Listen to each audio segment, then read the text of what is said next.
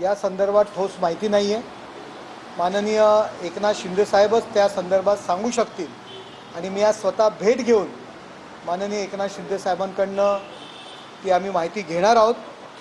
मुख्यमंत्र्यांना घेऊन जाणाऱ्या विमान प्रवासात जर अशा पद्धतीने जर हलगर्जी होणार असेल तर ती बाब अत्यंत गंभीर आणि चिंताजनक आहे. त्यामुळे शिवसैनिकांमध्ये अस्वस्थता निर्माण झालेली आहे. चारी बाजूनी चौकशी होत आहे. त्यात देखील असं म्हटलं गेलं आहे की पवारांनी इराकने विमान पाडण्याची देखील धमकी दिली होती. कुठेतरी हे विमान परवानगी नसल्यामुळे हीच बाब अत्यंत गंभीर आहे.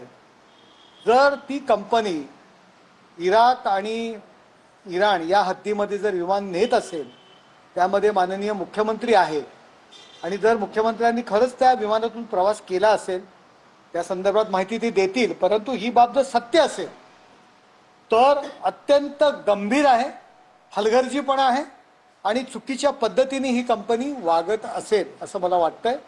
त्यामुळे चिंताजनक ही परिस्थिती आहे.